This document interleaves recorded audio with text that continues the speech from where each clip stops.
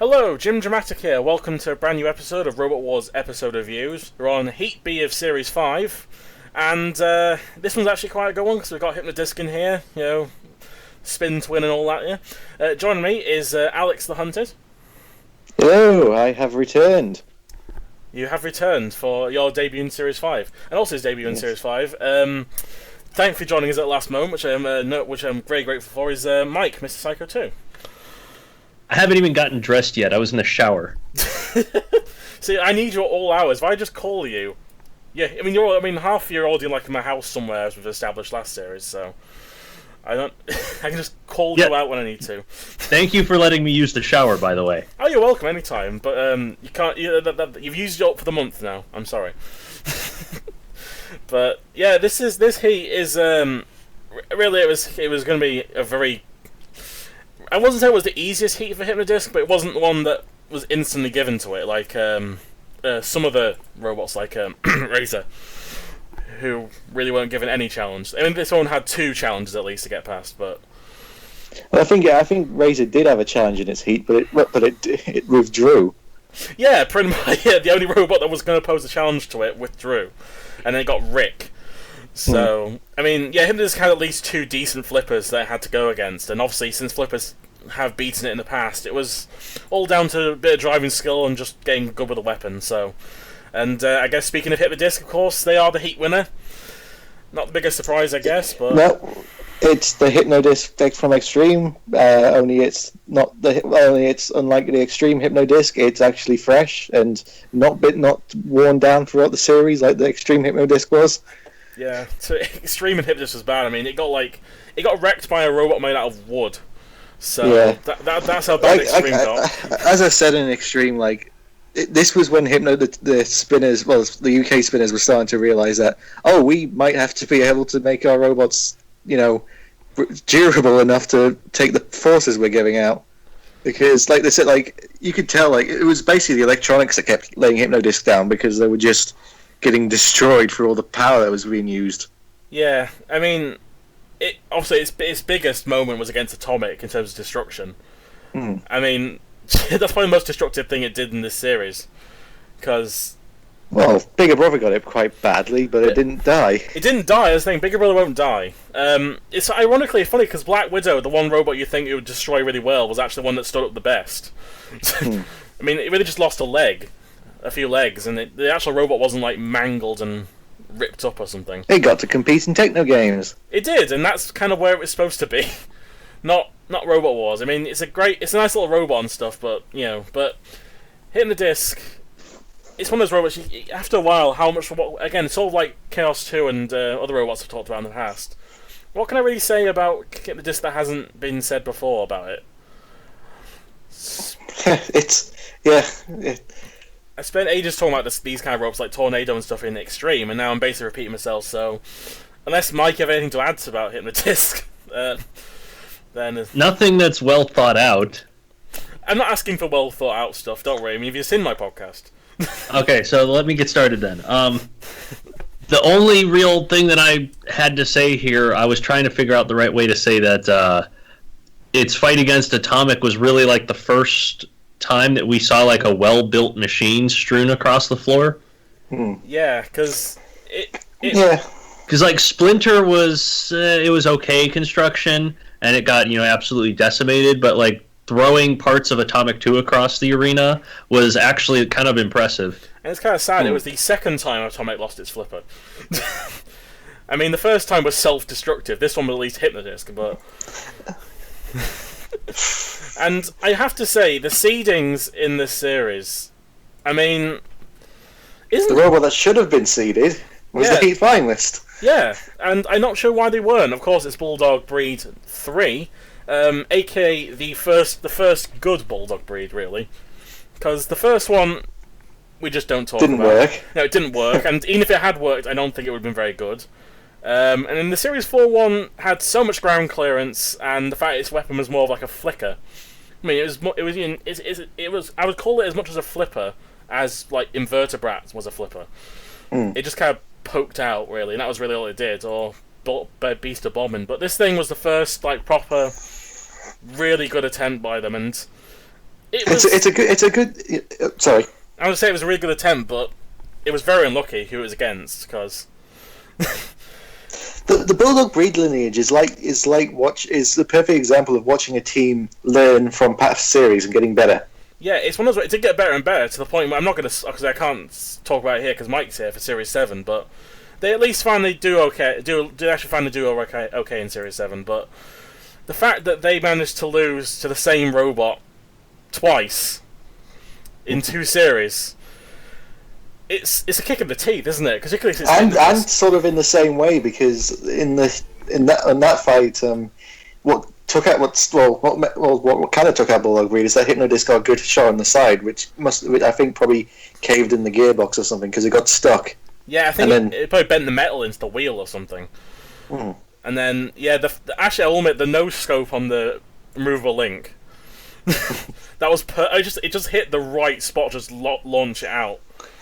That's a perfect case of if Hypnodisc and Chaos 2 ever had the rematch, Hypnodisc would have absolutely trounced Chaos 2. Yeah, it really is. And actually, what I like about it is that both Atomic and Bulldog Breed managed to get at least one good little flip on Hypnodisc. Mm. Atomic's just slightly better because they actually gone fully over. But they both actually really drove in, and I like robots that can do that. It's why I have a lot of respect for something like VMAX in Series 4. Like, they probably knew they weren't going to beat Hypnodisc. So you have to at least just go out. Even when the flipper was broken, they just rammed into it and stuff. And I'd rather have that than... I don't know. Just although, by the end of it, Atomic was running away. I felt... This took out Atomic, not only... Well, this actually, Heat took out Bulldog Breed and Atomic from the Annihilators they won. Yeah, that's the one thing I can't forgive Hypnodisc for. I mean, that's the whole reason I Nightmare, okay, Spirit of Nightmare, okay, but the Hippopotamus, the fucking children's sand, and the thing is, the only reason that was in was because Mousetrap got fucked up by S3. I bet if Mousetrap would have got in if S3 hadn't fucked up Mousetrap a lot, and then obviously they thought, well, all we have left is this pyramid with an arse on it. Oh wait, no, that's not even in. That doesn't even exist anymore. No, so let's bring the children's sandpit. We just peel some more plastic after a fight against Stinger. Go ahead. And then Disco Inferno ripped it many new ones. So at least there was like karma there. Like both Disco Inferno managed to rip up both the robots that made it in. It was something. But Atomic, I mean, speaking of Atomic, this took out Atomic for over a year. Like they didn't come back until Series 7. They got it that bad. Yeah, because in Series 6 they failed to qualify, which is a bit of a shame.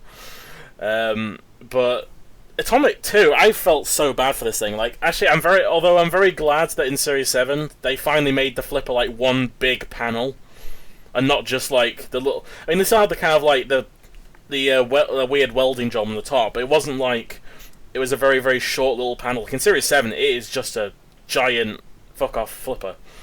Yeah, which is probably the and reason it's why also you can start to see in its Series 7 how they drove in Series 7, because Series 7 Atomic was really aggressively driven. Yeah, I mean, looking back in Series 4, and then going to Series 7, it's mind blowing. But I mean, I can't spoil too much because Mike hasn't seen Series 7 yet. But well, I was gonna say, talk about Series 4 Atomic. Did it even get a chance to drive? No, it didn't. It broke down because it died after one flip. Because all I remember is seeing the bottom of it facing the ceiling. Is all I remember from that fight. The only reason it got to Heat Final because King B is very reliable. Unfortunately, that was the downward spiral of its reliability. But that was the first time I didn't make it to Heat Final. So take that for what you will. But I felt so bad for Atomic. I mean, they had the best go against Hypnodisc in this heat, and of course they just get wrecked, and then they just kind of like, I can't tell whether they're either trying to run away from Hypnodisc or try and get him to go in the pit, because I can't tell at this point what was going on with it. I think probably first one and then the other. Yeah. And the sad thing, also, one thing I failed to mention, doesn't it have a... This Atomic was a good Atomic as well. It was. Doesn't it also have that weird spike at the back in the series? Yeah. Which didn't... It only did one thing, and that was hit Mousetrap and its Annihilator. Copying Cassius and Firestorm, Cassius 2 and Firestorm in Series 3. And as you know, Because everyone forgets that Firestorm had a spike in a spike in the back in Series 3. And it never used it, like, once. Like, at least Cassius got, like, a one go at it. Which put them in the pit. Actually, well, that wasn't the reason. That was before they went in the pit. They tried to push them past the cancer pit and they fell in. But Atomic 2 is very kind of sad in a way, because I think in a different heat, this thing could have easily been the heat winner. Or at least, easily. I mean, hell, I think it would have done alright against. It could have had an okay go against something like Razor, maybe. Even Firestorm. Yeah, Firestorm for Atomic would have been a really cool match. Or, you know, I love to see it have a go against Chaos 2 again, but I don't think it would have won it. But it would be nice, although Chaos 2 flipping itself over actually might have won if it just left it alone. But yeah, Atomic 2 is very sad, and the fact they're seeded so low, considering. Well, it's sort of like the thing is like it's weird the seeding in this one. Like, what was it? I think Minimore got 18. Yeah, Minimore got 18. No, it got 19. No. Sorry. So it got 19, and you know, and Smidsy, probably one of the best robots of Series 4, not winner heat, got the worst seeding. Bear in mind, Mousetrap, Suicidal Tenses, Atomic, 101, and Smidsy are all under Morg. The one robot that who lost in its first round, won because Ming 2 broke down, and then just lost, and then sort of won but lost against the pit thing. I'm not going over that scenario again, but the point is, it didn't really deserve a seeding, I don't think, but if it was going to be at least seeded, put it very bottom. Just, that's what you do, if you really have to push it. I mean, Invertebrad didn't get a seed, and Bulldog Breed didn't get a seed, so, you know, just weird to me. But, yeah, Atomic's, I mean, it's way better than Lamsey. I mean, Lamsey, the one dud in the second round, honestly. Every other robot's quite solid, and then you've got Lamsey there. God damn Lamsey. It looks like a Series 2 robot. It does, and it's a really disproportionate robot because it's got really low ground clearance in the front. Like even Bulldog Breed can't get underneath it. Yeah, it's got like the largest ground clearance at the back. Yeah, and it was supposed to have like Centagro style jaw flippers. Yeah, and it didn't really. Did it ever really use them? No, they never worked. No, it never worked. Lamsey's just. I mean, I don't know what do you think of Lamsey, Mike? Because this was the one with the Minecraft sheep, wasn't it? Yeah, that's the one that Shunt destroyed. Yeah. I've pretty much erased Lamsey from my memory. It was brought it back. Like not even because it was a bad machine, just because it was so uninteresting. Yeah. It was just a really long wedge that didn't move very fast. Yeah, it's kind of weird actually, because it reminds me a lot of Mazakari from Series 4. Because Mazakari looked like a 1 pound version of Hypnodisc. Like they thought, let's make Hypnodisc, but make the disc really thin and unable to do anything. Someone looked at Smidsy and went, we can make Smidsy, and they made Lamsey instead. And then actually, they did the saddest thing about it as well, like because obviously it has like that kind of wolf in sheep clothing aesthetic and a little wolf thing. On its official wiki page, on the side of it, the teeth aren't even aligned up. Just the most basic paint job. Yeah. Oh well. I know, it's just you're going for an aesthetic. That's the biggest problem, because I think Lamsey could probably have been a decent wedge if it had some speed to it, but it was so fucking slow. And that the wheel. Actually, if it was like Rambot, honestly. If it was like Rambot, I think it would have been really good. Like if Rambot had a grabber, like Smidsy, I think it would have been really good. But yeah, the ground clearance and its speed are the two. I mean, this thing was getting dominated by the Wowat, which is, I guess, good segue. I guess I've got things to say about Wowat, man. Go ahead. Go on. So, this was Adam Clark, right? Yeah, the guy who made Corporal Punishment and what have you. Yeah, I really liked the look of Wowat. It looked like a really tidy, really well-made machine. Obviously not suited to robot combat, other than the fact it had a wedge. But it looked really damn cool. It's the kind of thing that you see as a kid, and you're like, "Oh wow, I bet that thing is awesome," even though you have no idea how robot fighting works. but its fight against Lambsy it just bothers me so much. Is it the fact they just got killed by Sir Killalot for like being a millimeter in the CPZ? Yes. Well, no, it wasn't even in the corner patrol zone. Killalot's claw was outside the zone, and they pushed it into Killalot's claw, and it just crushed it, killed it instantly.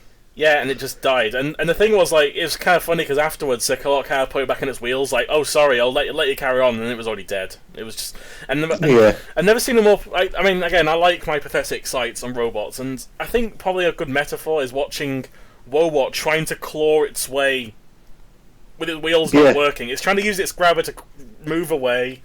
Be like some robot that's like lost all its arms and apart from one. It's like in a movie where the bad guy or someone's been shot in the leg, so they're crawling with their arms across the ground. That's why. Or something from Saving Private Ryan or something. Both the legs got blown off, and they're just trying to grab to safety. And it was so sad because I love the engineering of Woebot. It's probably, in my opinion, it's probably like his most creative-looking robot he's ever made. There's always something about Adam Clark. He did have something for Series 3, but they just said put Call for Punishment back in, and that worked. But he always built something different for every series. Yeah, and it's a shame we actually never got to see that. I've obviously plugged from Robots Never Were. We talked about Twister, his full body spinner like Warhog, and that would be interesting to see if it worked.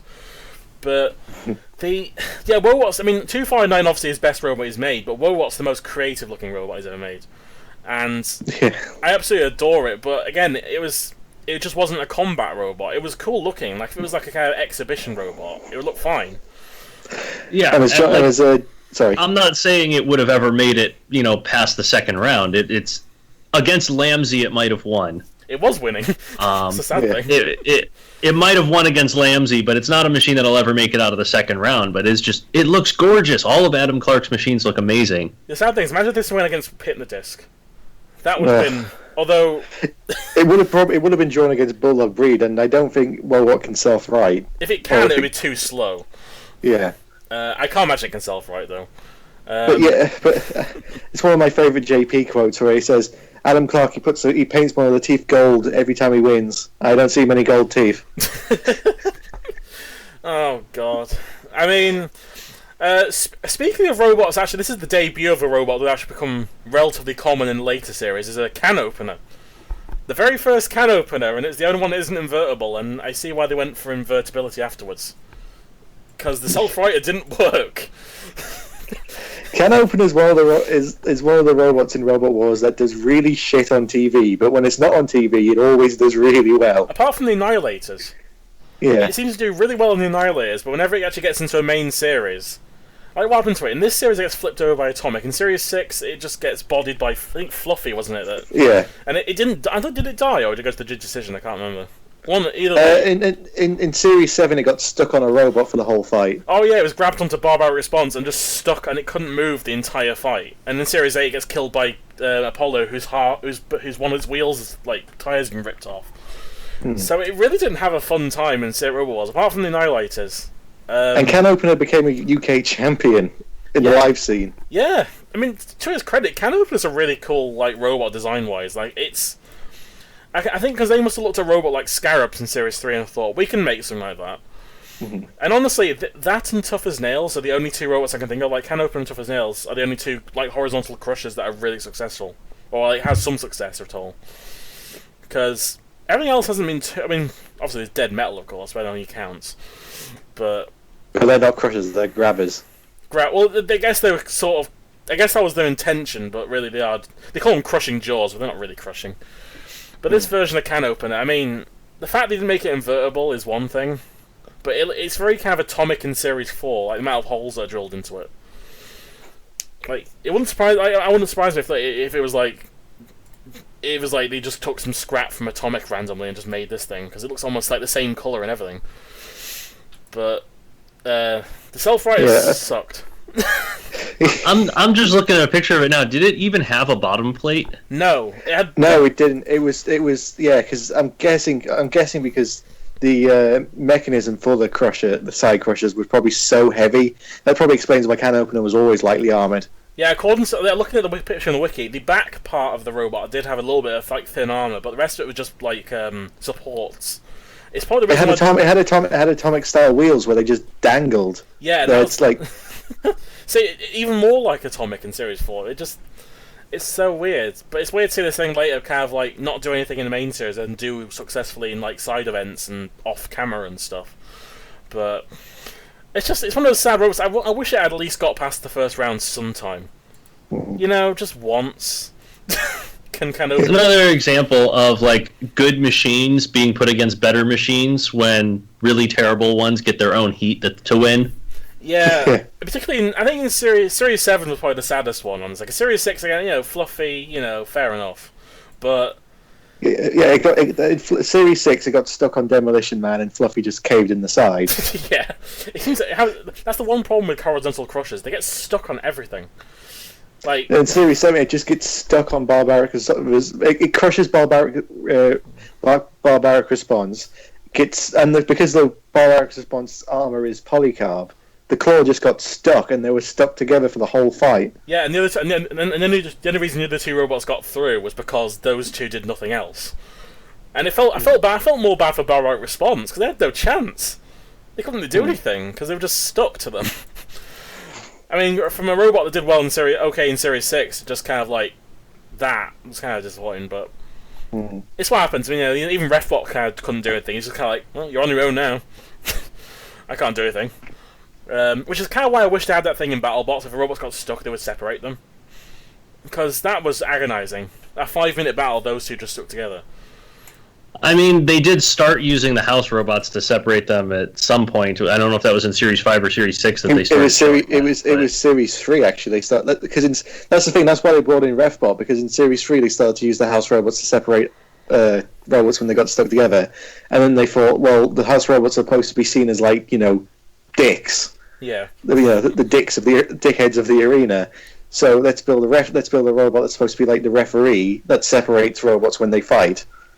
When they get stuck. Shame Refbot's not the greatest at doing his job sometimes, but you know, he just falls in the pit half the time when I see him. Well, I can't remember which heat there was. There's one heat where he's like countdown thing, so I go like 28 or something. Like the first. Oh, that's a Series 7 heat where his countdown board breaks. Yeah, it's like 21, 22, and it's like, what is this? And then it goes to like 29, 10. It's like, what is his issues? But yeah, can opener. This is the first time we get to see it. Thank goodness they went for the invertible stance every other time, because this. I think they'll try and forget this one. Kudos to them for doing that and not just trying to stick to the exact same design for like 4 series. Yeah, Razor. Yeah. And then, well, the last robot is the first walker of the series, actually, isn't it? Yeah, the first walker of Series 5. Yeah, of course, it's Black Widow. Later they'd enter Killer Cat in Series 7 and do just as well. But Black Widow, I'll be honest with you, to its credit, it's a very stable walker. Like, it actually, it wasn't like bouncing about, you know, something like a Millennium Bug or I mean, it's got a lot of legs. It's got like at least like 6 or 7 legs. I think it's got 12. It's got 12 aside. Yeah. I guess they could have gone for 8 for the spider aesthetic, but I guess it would have made it less stable. So I mean, they made the right decision. But it's honestly not that bad. I mean, one thing I will give them a lot of credit for is that a lot of walkers don't hide the legs. I mean, look at like Millennium Bug. They try to, at least. Yeah, they at least try to add some kind of like barrier to it. Obviously, the best example was like Anarchy and also Clawtopper, because technically it doesn't really have legs; it's panels, really. I mean, Clawtopper's probably the most stable walker along with Anarchy, but this thing, I mean, again, it wasn't meant to be very good, and again, it was against maybe some of the robot that was very, very bad, like Accident or Rohog. It might have got through, but against Hypnodisc, it's not happening. It didn't get wrecked though. That's the one thing I'll give it credit. The legs just broke. I think it's because Hypnodisc were worried because they lined the sides with like you know, like that Halloween like spider's web stuff. Yeah, I'm still surprised that wasn't counted as an entanglement device. Like, it's funny because Hypnodisc has been hit by 2 entanglement devices in Series 5 and 6, and both times it's usually ended up being nothing. Like this, like although in the case of the second one, it was ended up Barbarous ended up just like getting it stuck on the spike and just spinning it around. And not really doing anything. Yeah, it's always weird. Like, entanglement devices were always banned on Robot Wars, but for some reason some teams just kept on putting them in. Yeah, thankfully in Series 10 they made it mandatory because the robots like Carbide, but some robots had to use them. But I mean, I don't mind Black Widow, honestly. I mean, out of the walkers, it's definitely kind of like mid. Like, it at least has a weapon. It's not great, but at least it's clearly a robot that was built for techno games. Because actually, that's Mike. When you get back to reviewing techno games, that's pretty much going to be a game you could play of which Robot Wars robot is this in a new skin. Oh, that's definitely not Firestorm. It's blue. Yeah. Oh, that's definitely not Smidsy, or that's definitely not Tornado. Even though they called it Storm Chaser. Yeah, I love they just don't even care about some of the names like Snowstorm. What is that? I wonder. But, is that Behemoth? Yeah, you actually see a lot of robots. So, like, a lot of walkers. Like, you see Millennium Bug actually gets bronze, I think, doesn't it? Or something like that. It actually does well. And you see Millennium Bug as well. I think you see the... Oh, I love the... Actually, you can get to see Claude Hopper as Claude Hopper, which is the greatest thing ever made. And, of course, Ulysses. The Walker Deator, which is just absolutely amazing. It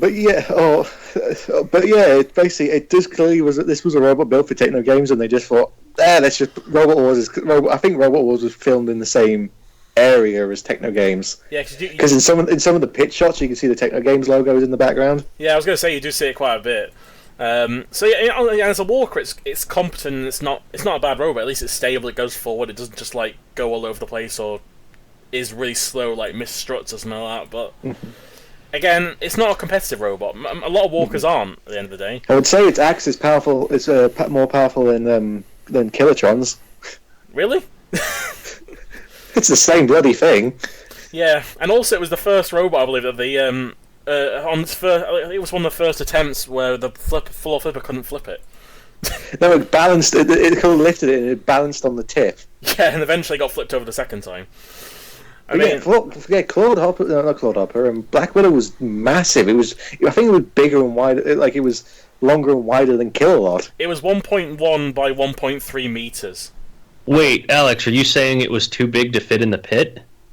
Oh, clearly it must be cheating. Yeah, they obviously made it on purpose. It's obviously like they've taken lessons from Tornado before Tornado even did that. That's how good they are.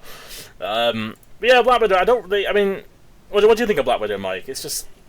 As walkers go on Robot Wars, it's obviously not going to do amazingly well. And like you said, it was for techno games, but I'm impressed with the durability of something not made for combat. Yeah. I mean, it went up against Hypnodisc, and it got a couple legs bent, and that was it. Yeah. Like, Hypnodisc should have completely eviscerated it, and it just bent a couple of legs. I mean, one of the most anticlimactic moments ever was when the very first hit the Hypnodisc did, like, it's got its spinner really fast up, and it just hits and just goes bonk. Oh. But they still cut to the crowd. They cut to the crowd cheering, like, yay! Yeah, that was a big hit. Whoa! Oh, we got phones here. We're live, but sorry, it's fine. But yeah, Black Widow, like a lot of walkers before Anarchy and like Shuffler robots. Not really competitive, but what are you gonna do? And then of course, do I even have to say its name? Yes, the single greatest robot in the heat, Jim. Juggernaut 2. Juggernaut 2. What happened to the first Juggernaut? That worries me. What the fuck was the first one? This was their second attempt. The first one apparently had an axe or something, according to some random wiki trivia. But we haven't seen a picture of it. They haven't qualified with it. So they must have just built it and then not entered it. Because there's no failed to qualify thing for them. So they must have built it and then... Juggernaut 2 looks like a transit van, so maybe Juggernaut 1 was like a mini? Yeah, this thing's a fridge, basically. It's 1.5 meters. It looks like it's probably tall. made out of a fridge. It's 1.5 meters tall. It has 3.5 centimeters of ground clearance. Its flipper doesn't even touch the ground. It whines. It's got a horrible petrol engine in it, like Monad or Prometheus. Oh god, that sound that it made. Yeah, and actually, the best thing about the petrol engines though is that really sad part when it just goes quiet, and the robot's dead. And Juggernaut, actually, a little bit, while I did get a lot of enjoyment about Hypnodisc breaking robots like Robogeddon and Atomic and Splinter, I did get a lot of more enjoyment out of watching a flipper break a robot over just by flipping it. One flip, its back panel fell off. Another flip, its top's dented and the flipper's just hanging open. and it's just I mean, for Christ, Juggernaut 2 would probably struggle in Series 1. yeah. I will have to question the wiki, which I have to say this is just over dramatic as fuck. Describing its battle, it says its only fight came against Bulldog Break 3 in Series 5 Heat B in a Series 5 Heat B clash. This is not a clash. This was an annihilation. At what point? The only reason why it didn't flipped over sooner was because they were having trouble driving Bulldog Breed. Yeah, that was the only reason why. And it's the fact that this thing got flipped over constantly. And I like the bit afterwards where it tries to run at Bulldog Breed after getting self-righted the first time. And it's like, I'm gonna get... Oh, no, I'm back now. Okay. Or when it gets flipped over onto its back and the flipper lid just pathetically opens. Or like, the best moment, though, is when you see it in the pit and it's lifted up. And it's just rising out of hell. I mean... Well, it's one of the few robots that's too big. Like, it wasn't too big to fit in the pit, but it was one of the few robots where when they put it in the pit, there was more robots sticking out of the pit than there was, you know. Yeah, and it's two-wheel drive. That just amazes me. And the fact the wheels aren't at the back, they're in the middle. Which probably explains the really shit ground clearance. Well, I mean, Jim, most transit vans are two-wheel drive. I suppose so. I mean, this thing's just got casters everywhere, and to top it all off, its picture on its stat board was sideways. So no one gave a shit. It was so big And, they couldn't put a picture of it. No. Even then, it wasn't like they made the best angle of the machine that they could. It was just a yellow rectangle. It actually looks like someone's taken part of like a door or something. Sorry. Get rid of it. Throw it the was just- phone away. Oh, damn it. Feed it to Mantis. Oh, Juggernaut 2. I mean, I don't know why it's called Not. I'm guessing because if you say it in a Scottish accent, it sounds like Naught, sounds like Not. What I don't get is why they... I mean, you know your robot's bad when even not JP, when even Craig says it's shit. Yeah, he said that was really funny. He's like, yeah, fair, it wasn't a good robot. Like, no, they had to butcher it to get the weight down. Yeah, that's fine. Yeah, it was an easy match. I was like, yeah, it was shit. We get you. He wasn't sugarcoating it. I mean, you couldn't sugarcoat a robot. You can defend classic robots.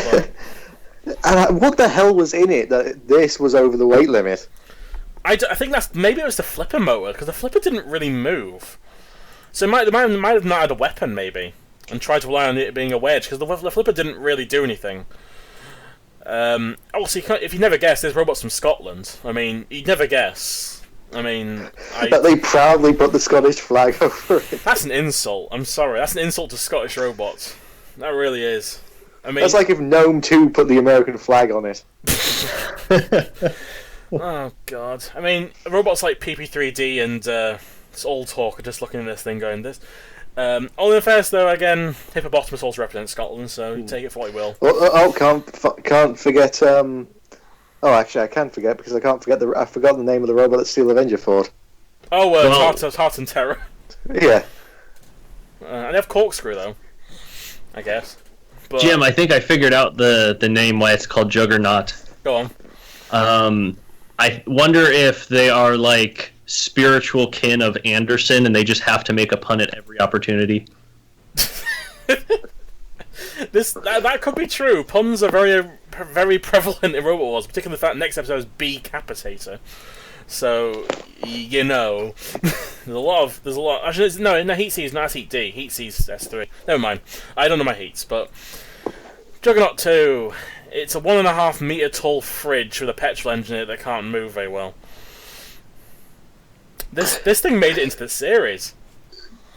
Yeah, this qualified and other machines didn't. Invertebrate didn't get in. Hardevark didn't get in. Vader didn't get in. They lost to fucking Dome.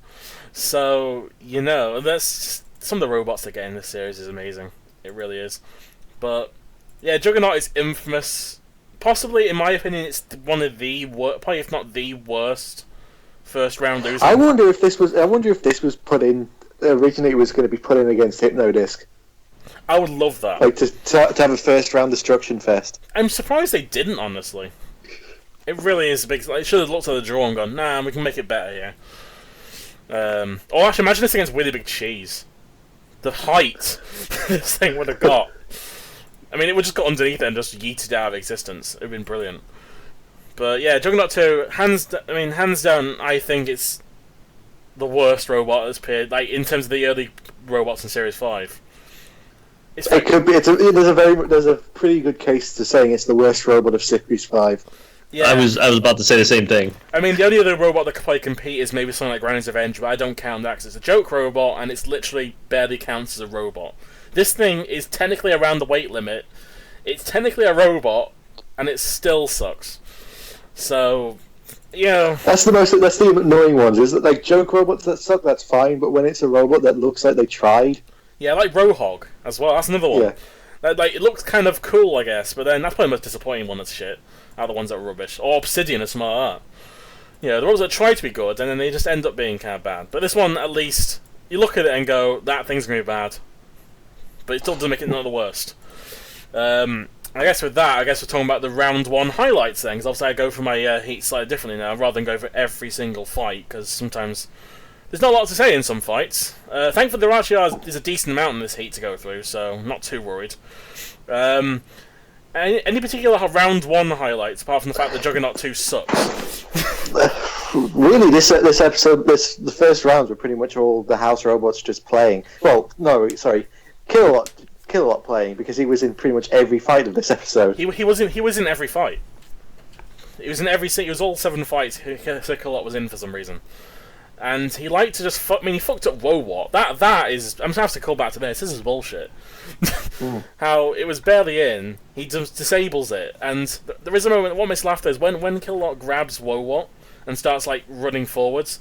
You can see like Lamsey can't get out of the way, and it's like, help! I'm getting crushed.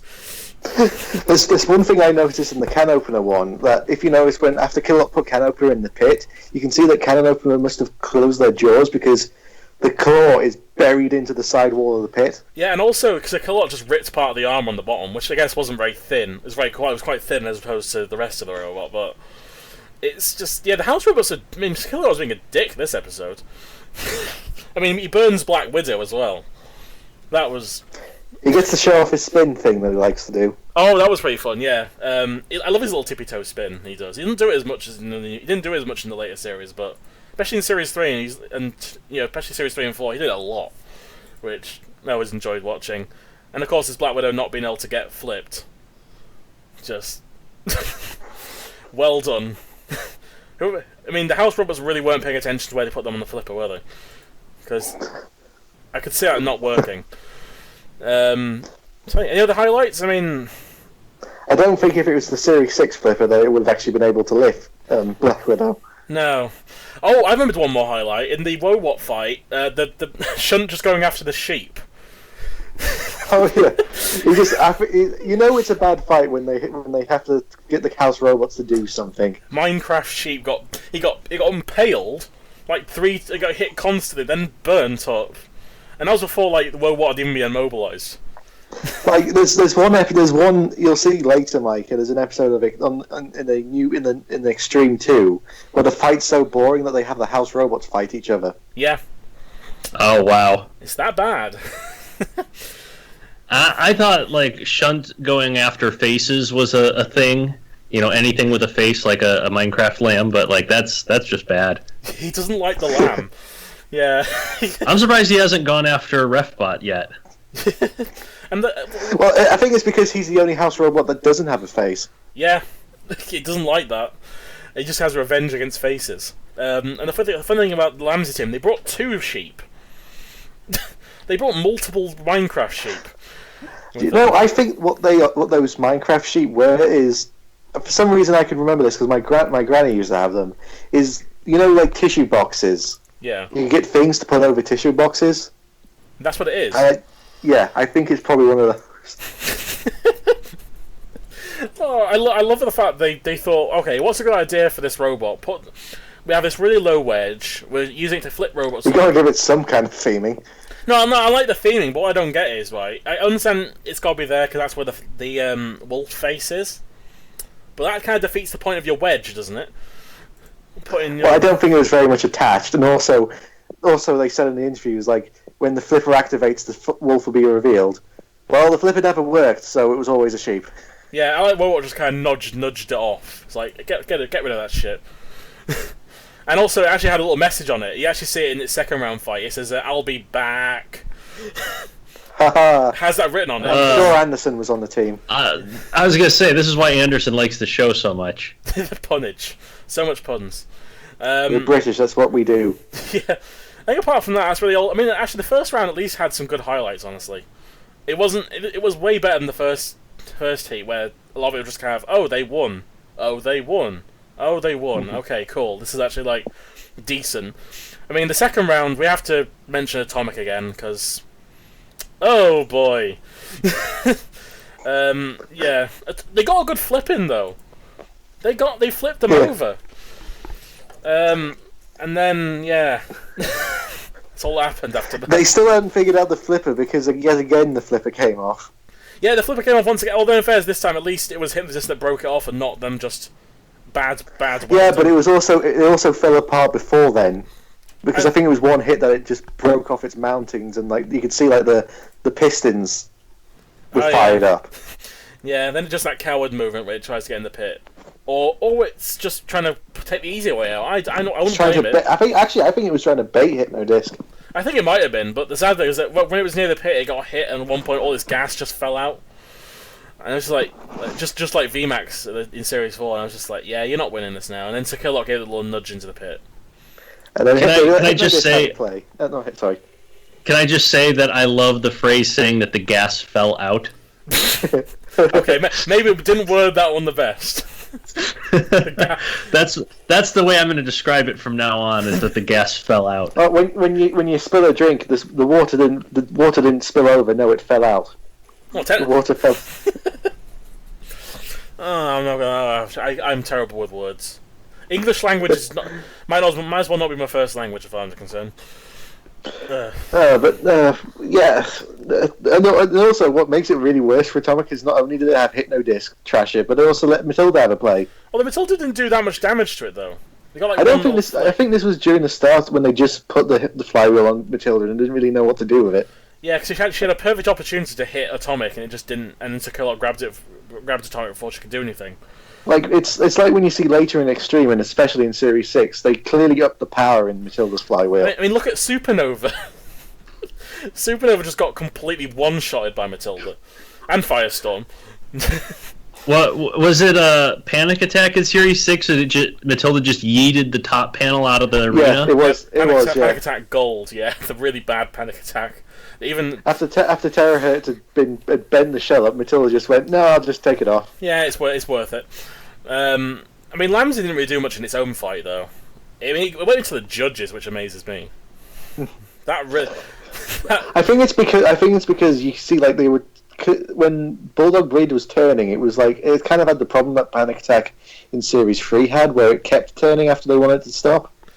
You know what I mean? Like, I get you.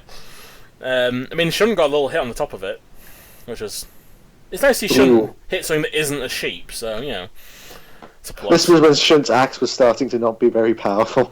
No, it didn't really do much into the arm, it just gave a little hole, and that was really it. I mean, this is Lambsy as well, so that's saying a lot. Also, Bulldog Breed actually eating Lambsy was kind of funny. Just chomping down on it, and like at one point Lambsy did have some decent pushing power until Bulldog Breed managed to get a hold of it, and was like, okay, nope. It has a good Jonathan Pierce moment as well, where at the start of the fight, Lambsy just makes a beeline for the pit release button, and Jonathan's like, are they going straight for the pit already? That's mighty confident of them. Confident or just stupid? I don't know what it is. Or panicking because they know that's their only chance.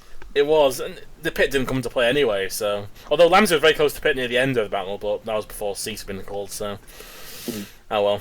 I mean, at first, I don't think there was going to be much else that was going to happen in this fight, apart from just Bulldog Breed winning, really. And then the fight. What is amazing to me is that this is not the last we see of Lambsy. No, we actually get to see it again. It amazingly comes back in Extreme 2. Yeah, don't they also make Cutlet as well, the featherweight?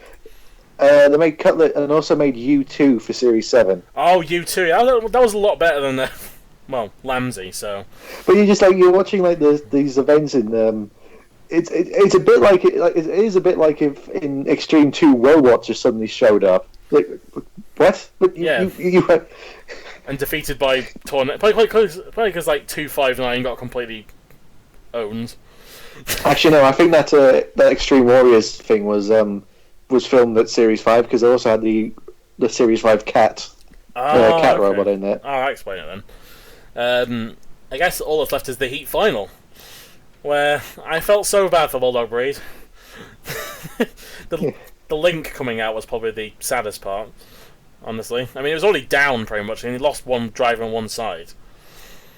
But yeah, at least they didn't give Hypnodisc an easy heat like they usually do. Yeah, they gave him two good robots to go against. I mean, obviously, Black Widow was a freebie, but the other two, at least, especially Atomic, was actually kind of like a robot that was really going to gun for it and really going to have a go for it. But in the end, no scoping the movable Link was absolutely brilliant. And this was also clearly where the Bulldog Breed guys had told them, like, if we're dead, stop hitting us, because as soon as Bulldog Breed stopped moving, Hypnodisc tried to push them straight into the pit. And they actually succeeded. I mean, it's very rare that Hypnodisc hits anything. So it was nice to see him actually. It's only like 50 attempts because it's not a pushing robot, but he got there. I swear I have never seen Hypnodisc's wheels have any degree of traction. They really are they Omni wheels or something? Because it's always weird how Hypnodisc turns, because it turns like Razor does. No, they're not Omni wheels. They're just regular like they look like I think it's just wheels. there's too much weight on the front wheels, and so the robot just slides everywhere because of that.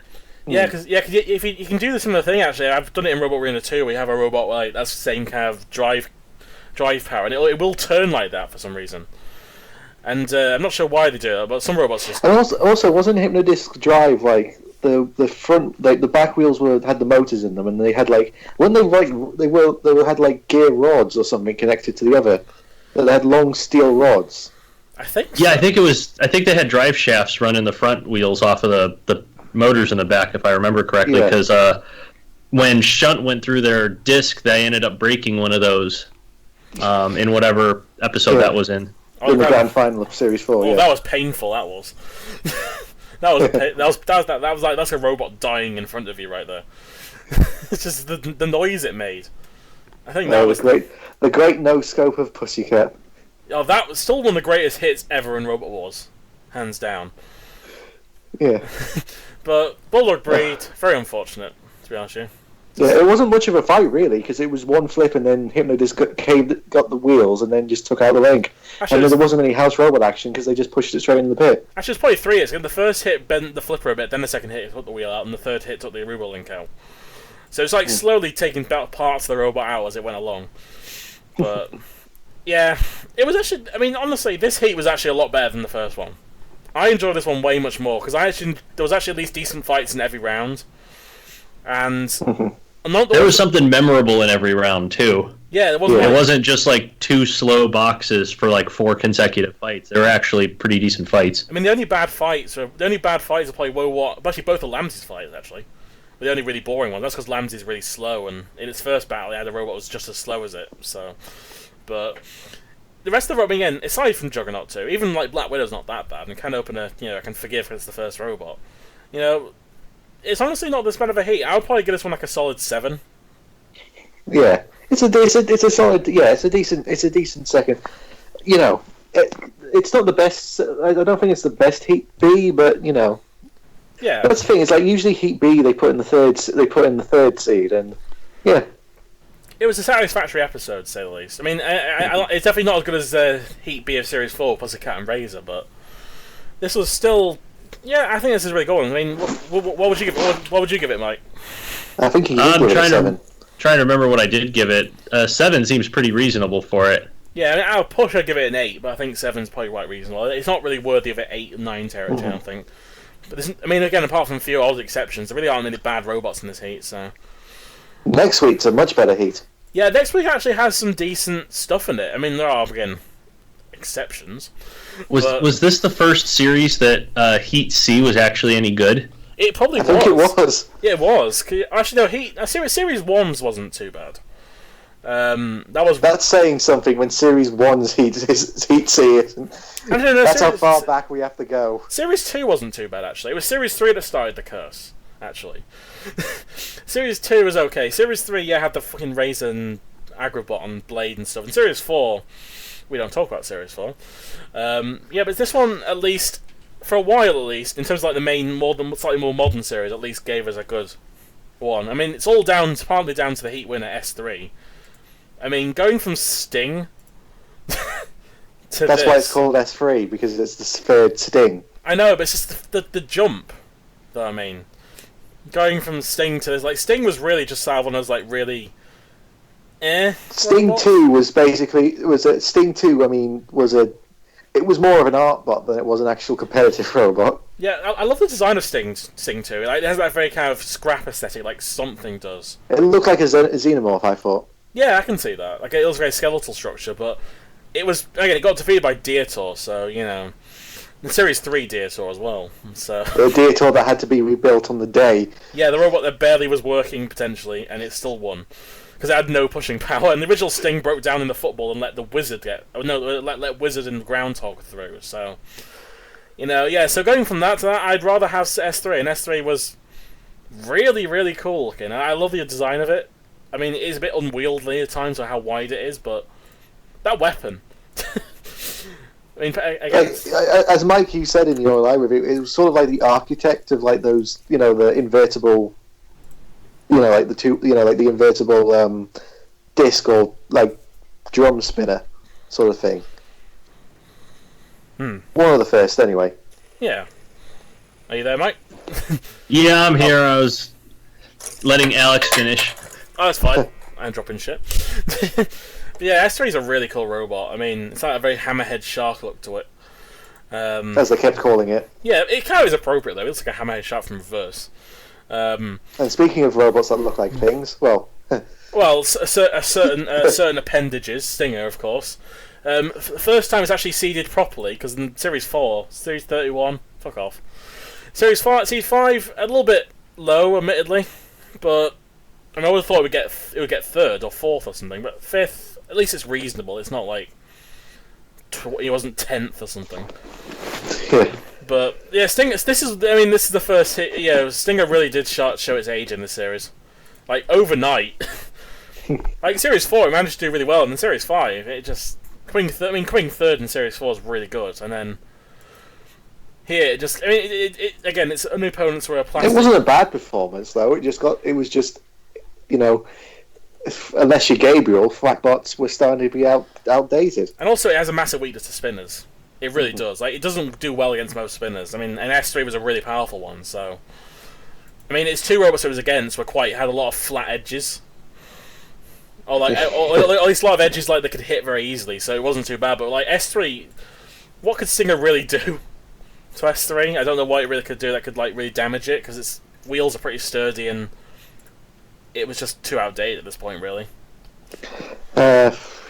General Carnage. Here's a question: is General Carnage 2 the first unseeded robot to get an UTA? I believe so. That's weird, isn't it? Yeah. It's very weird when you think of all the arenas. This is the one is one that's very easily forgotten. Well, actually, I remember on YouTube there was an original compilation of all the out of the arenas, and they forgot this one. See, that's how forgettable it is, because General Carnage 2, it's not a bad robot, I guess. I mean, it's just weird, because, like, you saw Prometheus in Series 2, then you have General Carnage in Series 3, and then they just didn't appear in Series 4, and they just randomly appear again, with a completely different design. And it's like, oh, okay, hi, how you doing? I mean, I like how shiny it is. It's shiny. Yeah. It's nice and golden, looks like silver. Although it did have a really pointless, because it's a wedge-shaped flipper. But for some reason they put a self-righting pole on the top of it. So wasn't the flipper strong enough to self-right it? No, they really should have just made the top rounded, if that was the case. Although, one thing I'll give them credit for, they put little spikes on the side so they can't get stuck on the side. That's at least... Some flippers don't even do that, like. So, I'll give them credit. But General Carnage 2, it's not bad. Yeah, it's not bad. It was also clearly made out of, like, you know, like sheet aluminium... checker plate aluminium you can get out you can just buy at a B&Q or a home base. It's made out of like the stuff they made out of the ramp in Series 2. Yeah, Pretty much. That's all it is. It's just, it's not. It was no wonder it lost to Stinger. especially when Killot just drove over it and the side got crumpled. Yeah, it had no durability at all, which is, again, why Stinger beat it, because it's just kind of easy to whack it. A bit like Bulldog Breed in Series 4, actually. Mousetrap? Yeah, Mousetrap, of course. Mousetrap, seeded 20th. Again, I think that's reasonable, honestly. It's quite a lower end of the high seeds. And considering its run in Series 4 was... Very lucky, at best. I mean, it had probably one of the worst heats of the entire series. I mean, especially as soon as Evil Weevil went out. That was it. I was just like, okay. This is now the worst heat of it. And also, yeah, both them and Weldor, the only heat where I think both the seeds went out in the first round. So, well done. Mousetrap really... I like the fact they put a blade on it now. Like a proper... some actual kind of weapon on it. 'Cause it was just sort of a pole, wasn't it, in Series 4? Yeah. Well, I think it is. They said it was made out of the weapon was powered by unregulated CO2. I don't get what that means. It wasn't like... Mike, would you know? I think what it means is they did not have a pressure regulator on the system. So when it fired, it was just firing everything. Yeah, it was just dumping out of the tank directly. That sounds like an efficient system. I mean... Also dangerous. Dangerous indeed. I'll give it credit though. Mousetrap was very, very, very durable, considering it was against S3. It didn't break down. It's hard. Yeah, considering how unreliable the Series 4 one was. Yeah, and it still has wood on it, but this thing actually managed to entangle S3 with his little spring. And I still remember. I swear, Jonathan Pierce a few times even thought it was still spring powered, even though it's just a little bit of like wire. It's not. It's never spring powered. Yeah, he thought it was in Series 4 as well. Like, oh, it's a spring power. Like, no, it's just a bit of decoration. It's really not. I mean, Atomic is not literally made and powered by nuclear power, so you know, it's not gonna. We're not gonna worry about that. And Plunderbird does not go faster than time, as the builders said it would. Oh, Plunderbird 5. This is the saddest Plunderbird. It's got ripped. Because it was a good robot. It was the only one they made that was actually really fast. And actually, it was the only one they made out of... Actually, weirdly enough, it was the only one that had wheels as well. And that they fell out. I was going to say, it's the only one that was fast because it was the only one that really worked for any period of time. Yeah, and the wheels were just ejected out of the robot as soon as S3 hit. And actually, as soon as... Can I just say also, this Plunderbird I can absolutely see being on like the classic BattleBots. Oh yeah, absolutely. It has a good aesthetic to it. I could see it happening. I did feel so sorry for Mike Onslow, and he just Craig's like, well, that happened. And this is the last time we get to see him in the main competition, as well. I mean, we've seen him. It's a bit of a shame, really. I think Mike Onslow was joined a team I think it was Disruptor or something like that for a Series 8 they applied for. And I think it was going to be renamed to Plunderbird 6, but... Oh, I would love to have seen that come back in. Just to have that last one. I guess 5's a nice brown number, I guess, to have. Because there's only 5 Thunderbirds, I guess. It actually just can't work out as well. Imagine they did call the third one Plunderstorm, so I guess they ruined their own naming theme. But that still annoys me. They call it. They didn't. That's the only robot that doesn't have a number in its name, and it's annoying. But Plunder 5, I mean, it looked the part. I mean, its crusher really didn't do anything, even Extreme. Apparently, originally it was going to be a flipper. That would have been way cooler than the crusher. Because they tried the crusher in Series 4, and that didn't go anywhere. And they had it in Series 3, but it didn't really move. So, I think personally they should have just gone for the flipper at that point, just gone all out. But it ended badly.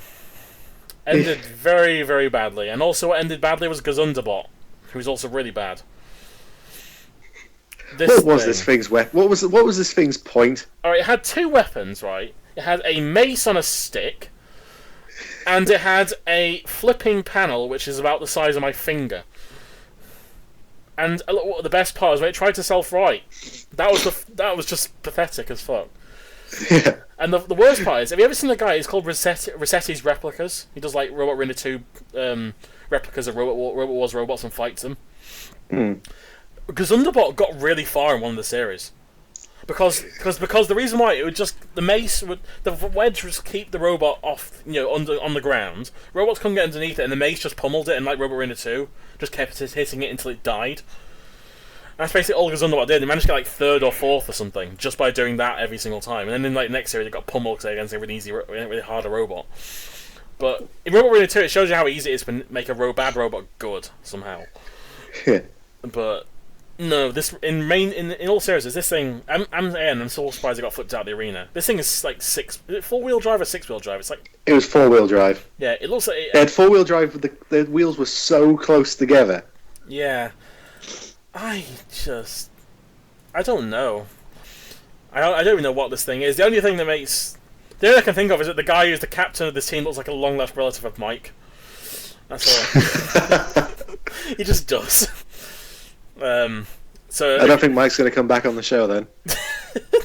that's not an insult. I'm saying it looks like him. But apart from that, yeah, Gunbot. Wow. Yeah. Speaking of wow, Shredder, what the fuck did you do?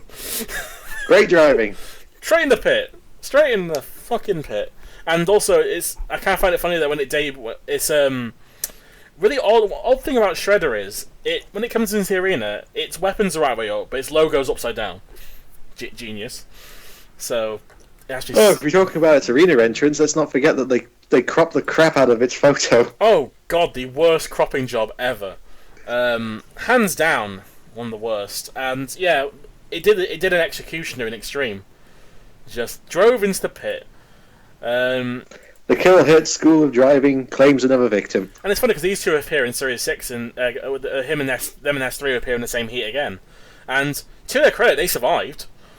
I mean, they lost like the disc in the first round, and then like got it totaled the robot, but yeah, like they had to come back with a new robot in Series 7.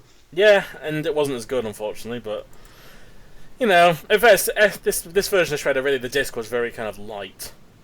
It's basically a tape recorder type weapon, but again, I don't know what it would have done. I mean, it was at least doing. It actually was doing some damage against Mousetrap, but then it probably would have beaten Mousetrap, I think, if it carried on going. Maybe, at least got to judges. Yeah, because it's more reliable. But well, it was cutting up. It was cutting up Mousetrap's crappy little armor. Yeah. It was just. Yeah, I was just thinking to myself that Shredder was like 1 or 2 series too late. Like, if it was in Series 4, the armor would have been the perfect thinness for it to actually, like, do a reasonable amount of damage. Yeah. Series 5, it was just because it was against Mousetrap. In Series 3, they had Manic Mutant. Oh, yeah, they did, didn't they? I always forget that was the same team, the one that got 1-hit KO'd by Gravedigger. Because they were winning the match, and they just drove on the wedge. Just, wow. Well done. Well done. And then, of course, the fucking sand pit. I'm not going to call it by its name because it's a fucking sand pit. They almost beat the 5th seed. Yes, Do you know what? I mean, I'm usually quite. I don't. When I say I hate robots, I don't direct it at the team. I'm not sat there going, "Oh, these people are shit because they made this robot." I'm saying the robot is shit, and I fucking hate this thing. I hate this is one of my like there's joke robots, and then they seem to treat it relatively seriously. That's what gets me. Like, it's not Granny's Revenge where they just go, it blew up. All right, next series. Like, the girl's really crying about it, and she's like, "Oh my god, I thought we were gonna win." It's like it's a fucking sandpit. Well, Jim, and also I don't get the theme. Sorry. If you're not going to say its name, then I'll say its alternate name, Fighting Torque. It is not, but they called it anyway. What happened to this team? Sure, it wouldn't surprise you if Fighting Torque, the two versions of Fighting Torque, had the same innards, but they just switched the shell out. Because it's the same weapon. I don't get what happened with this team, because Series 2 and 3, they had 2 really good robots. Yeah, they were, the only reason they didn't get to the same files in Series 2 was because they were against King Buxton, and the reason in Series 3 is because they had Thing 2. But and then Small Talk was a downgrade, but at least I can't say it's not good, but I can't say I'm more disappointed by it. Then you see, and then they just gave up. They literally, and they had Bot Out of Hell as well, also because there was like a side split from their team, and that was just as great. That was amazing. But this thing is a new low. Like, people make fun of like 3 Seconds to Heaven or Twister. To me, this is the worst. This is because Berserk, in fairness, wasn't the absolute amazing robot. It was good, but it wasn't amazing, especially by Series 4. And something like Seg 2 had problems, but at least you could say, oh, it's disappointing because they were semi-finalists twice, and once a grand finalist in the past. Here, this thing had so much pushing power. It had one of the greatest fights, in my opinion, in Series 3. It was one of the most dominant robots in its heat in Series 2, if it wasn't for King Buxton's slightly better pushing power and ground clearance. And it turns into this. And also, I don't get the feeling because hippos don't really have tails. Oh, that's the biggest problem with it. Yeah, that's the the axe, the axe saw that doesn't spin. It just hits the. It's like a gear from a wheel or something. I don't know what it is. It doesn't move. If it does, I didn't notice. I didn't really. I wonder if it's the. I wonder if it's the disc from Small Talk. That probably would be the case. It looks very weedy. Like, honestly, it's funny how the Fighting Talk weapon and also the one from Small Talk, it looks very similar to the little like pullback he got of Dead Metal. It's that kind of level of shitness. But yeah, it's a fucking sandpit. All right. And it went to the judges. Yeah, it went to the judges. Thank goodness for Disco Inferno. Thank the fuck for Disco Inferno, because Stinger didn't really do that much damage to it in comparison. I mean, they batted up a little bit, but it still functions. Disco Inferno knew what to do with it. Yeah, they knew their place. They knew their place, and they went out. It's funny. It's amazing when you think that in an Annihilator, technically Napalm got through the first round because of a hippo. Yeah, and then even then they broke. I mean, again, I have the thing about. I think some people have said to me. I've heard people sometimes say in the past is that, like, oh well, if you hate robots like Hippopotamus and stuff or Monad, why do you hate joke robots? I don't. Joke robots are hilarious, like Team Death or Granny's Avenge, or even robots like Banshee, which are not like lesser. Or Dietor. Yeah, or Dietor. These robots that. There's a difference between going into Robot Wars and knowing your robot's going to suck but trying anyway, and making it a joke in him. Like Overdose, they knew the robot made out of wood wasn't going to do anything. Even in the old series, it would have done nothing. In Series 1, they probably got wrecked by something. But yeah, they knew. They were going in, they got destroyed, and they're like, oh well, build another robot next year, who cares, it was fun while it lasted. This was like, I don't know, like, even they just feel like it's taken seriously. And I know they probably weren't, maybe, but to the extent it doesn't feel like there was as much of a joke, because they're like, yeah, we're going to try this time, we're going to beat this robot, we're going to beat the 5th seeds. And I mean, Fighting Talk was clearly a joke. But, the original Fighting Talk, the one with the pyramid, that one doesn't annoy me as much. It's this one. I think it's also been in the main series, which doesn't help. If it was just an extreme, I wouldn't care. I really wouldn't care. It's like Shere Khan or CV or something. These robots that you see once, if they're not that great, oh well, they're an extreme, they weren't in the main series. Oh, but you see CV's a good robot because they. Oh wait, that's spoilers. Yeah, they're an amazing robot. The box, literally the most boxiest box ever, and that's in Robot the Bruce. But yeah, fucking sandpit. Anyway, that's how they close the episode. Yes. I'm actually tempted. That's the name of the next episode. The fucking sandpit. I don't know. It's like loads of Fs. I don't know. I probably won't do that, but I'll try and make some fun of the robot. It's definitely in the thumbnail. It's weird. 2 yellow robots in a row with the thumbnails. Interesting. So yes, that was Heat B. We talked more about Heat C a minute more too much, honestly. But oh well, not gonna complain. Yeah, Heat B was really good. It just did stuff. Heat C is decent as well, actually. So I am Jim Dramatic signing off. And I am Alex the Hunted, also signing off because I've quickly got to go to work. Bye. Yeah, so does Mr. Psycho, actually. Bye. Bye. You got more important things to do than this. How dare you? Yes. And I just found out looking at Twitter that Burt Reynolds has just died. Well, that's a good end, folks. Yay. See you later, folks. Bye. Fucking sandpit.